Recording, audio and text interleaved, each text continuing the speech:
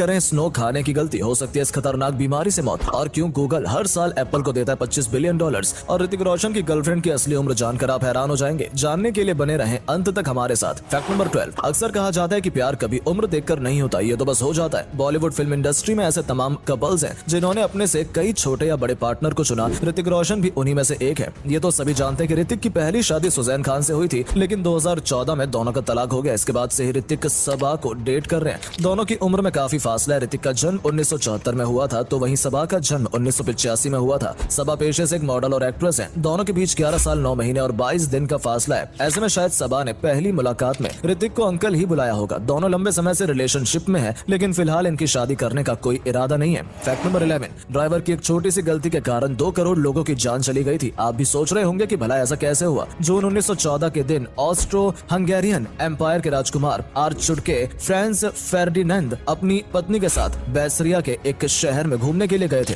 वो राजकुमार जल्द ही राजा भी बनने वाले थे। उन्हें जिस रास्ते से जाना था वहां न जाकर ड्राइवर ने एक गलत टर्न ले लिया। उस समय ओपन कार चला करती थी। बैसरिया के एक 19 वर्षीय युवक ने रॉक गन से गोली मारकर राजकुमार और उनकी पत्नी की हत्या कर दी थी। बाद में पता चला कि वो शख्स ब्लैक हैंड ऑर्गेनाइजेशन समूह का सदस्य था और बॉसरिया पर आरोप लगाए गए कि ये सब सर्बिया के कहने पर किया गया है। इसके बाद शुरू हुआ मौत का ऐसा खौफनाक मंजर जिसे आज हर कोई वर्ल्ड वॉर 1 के नाम से जानता है। एक्सपर्ट्स ने इस चीज को बटरफ्लाई इफेक्ट का नाम दिया है कि एक छोटी सी गलती भविष्य में इतनी भारी पड़ सकती है। वर्ल्ड वॉर 1 के दौरान ब्रिटिश सोल्जर एक जर्मनी सैनिक की जान बख्श देता है और वो सैनिक और कोई नहीं बल्कि हिटलर होता है, जो आगे चलकर 60 लाख लोगों की मौत की वजह बना। इसलिए तो कहते हैं जब जब जो होना है तब तब सो होता है। फैक्ट नंबर 10, आज कॉफी को दुनिया भर में पसंद किया जाता है, लेकिन बहुत कम लोग जानते हैं कि कॉफी की खोज असल में एक बकरी के कारण हुई थी। इथियोपिया में 9th सेंचुरी में कल्दी नाम का एक चरवाहा अपनी बकरी को चरा रहा था कि तभी उस बकरी ने एक जंगली पौधा खा लिया जिस पर लाल कलर की कुछ बीन्स लगी हुई थी। उस पौधे को खाने के बाद बकरी के अंदर काफी जोश और फुर्ती आ गई। कल्दी को कुछ समझ नहीं आया कि ये क्या हो रहा है। उसने वो बीन्स ले जाकर चर्च में एक पादरी को दी। पादरी ने पानी में उबालकर उसका सेवन किया तो उनके अंदर भी एनर्जी आ गई। इसे पीने के बाद वो कई घंटों तक बिना थके प्रेयर कराने लगे थे।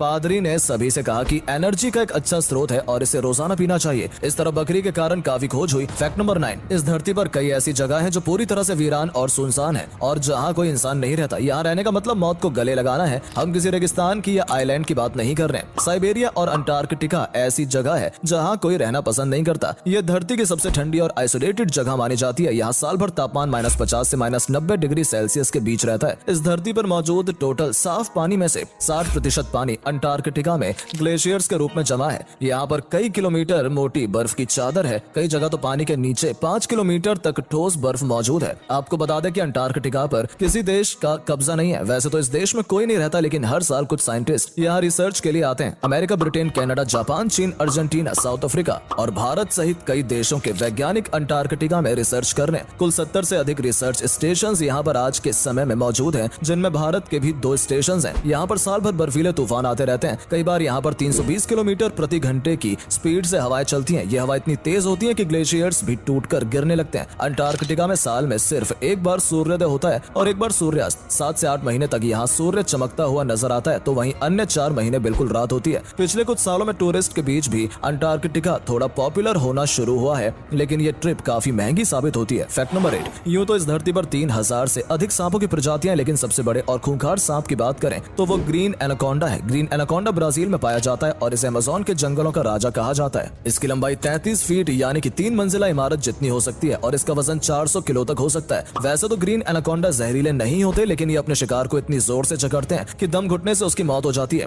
हिरन, सुअर और बड़ी बिल्लियों जैसे जानवरों को ये अपना शिकार बनाते हैं। फैक्ट नंबर 7, दुनिया के हर देश में अलग अलग प्रकार के फेस्टिवल मनाए जाते हैं। इन्हीं में से एक होता है जेंडर स्वैप डे। शायद आपने पहली बार ऐसे किसी फेस्ट का नाम सुना होगा। असल में इस दिन लड़के और लड़कियां आपस में अपना जेंडर एक्सचेंज कर लेते हैं। स्कूल, कॉलेज और ऑफिस में लड़के लड़कियों की तरह कपड़े पहनकर जाते हैं। स्कर्ट, ब्रॉलेट, टॉप, मिनी स्कर्ट जैसे कपड़ों में लड़के तैयार होते हैं, तो वहीं लड़कियां लड़कों की तरह पैंट शर्ट पहनती हैं। साउथ अफ्रीका में ये काफी जोरों शोरों से मनाया जाता है। इसे मनाने का मोटिव ये बताना है कि कपड़े कभी किसी जेंडर के अनुकूल नहीं होते हैं। लड़का हो या लड़की, कोई भी कैसे भी कपड़े पहन सकता है। फैक्ट नंबर 6, आपने देखा होगा कि एप्पल के फोन 1 से 2 लाख रुपए के होते हैं, जबकि किसी चाइनीज फोन में उससे बेहतर फीचर्स होते हैं जिसकी कीमत भी 20 से 25 हजार रुपए होती है। तो सवाल ये आता है कि चाइना वाले इतने सस्ते फोन कैसे बना लेते हैं। आज चाइना पूरी दुनिया में मैन्युफैक्चरिंग हब के तौर पर अपनी पहचान बना चुका है, जहां पर स्किल्ड लेबर की कोई कमी नहीं है। हर प्रोडक्ट के लिए एक शहर में हब क्रिएट किया गया है, जिससे सारा रॉ मटेरियल एक ही जगह पर मिल जाता है। चाइना में सारी बड़ी कंपनियों की जमीन का मालिकाना हक सरकार का है और सरकार कंपनियों पर प्रेशर बनाती है कि आपको कम से कम प्रॉफिट मार्जिन में अपना प्रोडक्ट सेल करना है। कंपटीशन के कारण चाइनीज फोन इतनी कम कीमत पर बन जाते हैं, जबकि एप्पल का कोई कॉम्पिटिटर मार्केट में नहीं है। अपनी मोनोपोली के कारण वो 15 से 20 हजार रुपए का प्रॉफिट एक फोन पर रखता है। फैक्ट नंबर 5, स्नोफॉल देखना या बर्फ के साथ खेलना हर किसी को अच्छा लगता है। ऐसे में कई बार लोग बर्फ को खाने भी लगते हैं। इसे खाने में मजा भी आता है, लेकिन ये आपके लिए काफी खतरनाक साबित हो सकता है। स्नो में बहुत सारे हार्मफुल बैक्टीरिया पाए जाते हैं। जब स्नो गिरती है तो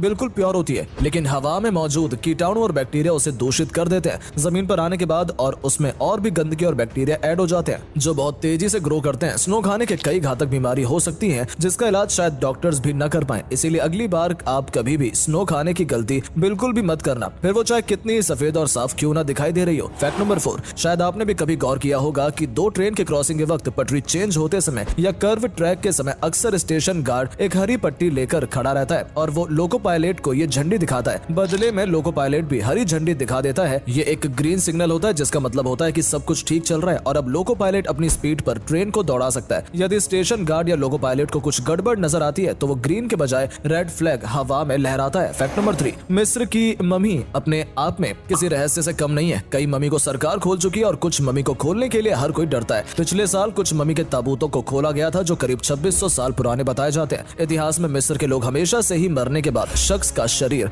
एक ताबूत में बंद करके उसे पिरामिड में रख दिया करते थे। ऐसा शाही घराने के लोगों और राजा रानियों के साथ किया जाता था। हैरानी की बात यह है कि 2600 सालों के बाद भी मम्मी की कंडीशन काफी अच्छी है। मिस्र के लोग मम्मी पर एक ऐसा लेप लगाते थे जिससे वो जल्दी खराब नहीं होती थी। बॉडी से वो फेफड़े और आते बाहर निकाल लिया करते थे, जिससे कि बॉडी डिकम्पोज ना हो, और अंदर का मॉइस्चर सूखने के लिए वो नमक का सहारा लिया करते थे। जब भी कोई मम्मी खोली जाती है तो ऐसा लगता है कि वो गहरी नींद में सो रही हो। फैक्ट नंबर 2, समुद्र की गहराइयों में कई ऐसे जीव पाए जाते हैं जिनके बारे में इंसान आज तक नहीं जान पाए हैं। एक बार मछुआरे को एक सॉल्ट फिश मिली जिसके शरीर के ऊपर 50 से भी ज्यादा बाइट्स के निशान थे। मछली की स्क्रीन से किसी ने टुकड़े कट किए हुए थे। असल में ये काम कुकी कटर शार्क का है, जो पानी में 1000 से 3000 मीटर की गहराई में पाई जाती है। ये शार्क अपने शिकारी को मारती नहीं है, सिर्फ उसके शरीर से चिपक जाती है और उसकी खाल का एक टुकड़ा कट कर लेती है। ये टुकड़ा एक कुकी जैसा लगता है, इसलिए इसे कुकी कटर शार्क कहा जाता है। यदि कोई अपनी बॉडी से बाइट करके एक स्किन का टुकड़ा निकाल ले तो कितना दर्द होगा, उतना ही दर्द इस शार्क के हमले से होता है। फैक्ट नंबर 1, गूगल मार्केट में अपनी बादशाहत कायम रखने के लिए दिल खोलकर पैसा खर्च करता है। पिछले साल गूगल ने एप्पल को $26 बिलियन